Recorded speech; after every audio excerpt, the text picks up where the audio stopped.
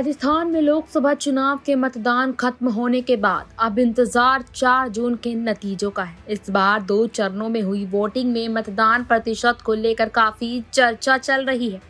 पहले चरण में 12 सीटों पर कुल यहां पर 57.88% मतदान हुआ, जबकि 2019 में राजस्थान के 12 लोकसभा क्षेत्रों में 64.2% मतदान हुआ था।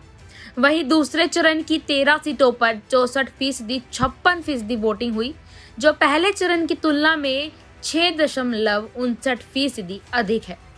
राजनीतिक एक्सपर्ट से लेकर फलोदी सट्टा बाजार का दावा है कि बीजेपी को इस बार सीटों में कटौती तो मिल सकती है, जिसे खुद केंद्रीय गृह मंत्री और पार्टी के दिग्गज नेता अमित शाह भी स्वीकार करते हैं। लेकिन इसमें एक कदम आगे रहते हुए कांग्रेस के नेता 7 से 10 सीटों का दावा कर रहे हैं।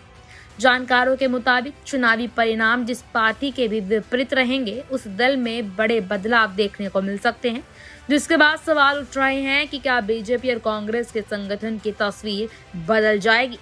चर्चा है कि चुनाव परिणाम के बाद राजस्थान कांग्रेस के नेतृत्व को लेकर हाईकमान बड़ा फैसला ले सकता है। इसके चलते कांग्रेस में पीसीसी चीफ को लेकर लॉबिंग भी शुरू हो चुकी है।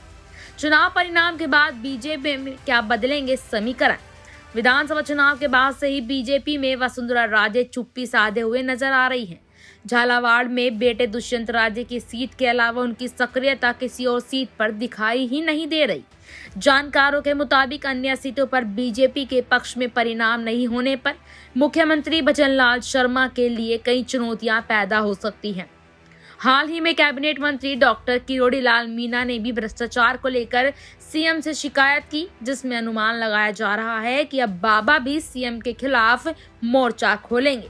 इसी बीच आपको बता दें कि राजस्थान के विधानसभा चुनाव के बाद से ही यहां पर देखा यह गया था कि कहीं ना कहीं वसुंधरा राजे भारतीय जनता पार्टी से नाराज चल रही थी, और अब कहीं ना कहीं भारतीय जनता पार्टी को लेकर ये नाराजगी अब बीजेपी पर भारी पड़ सकती है।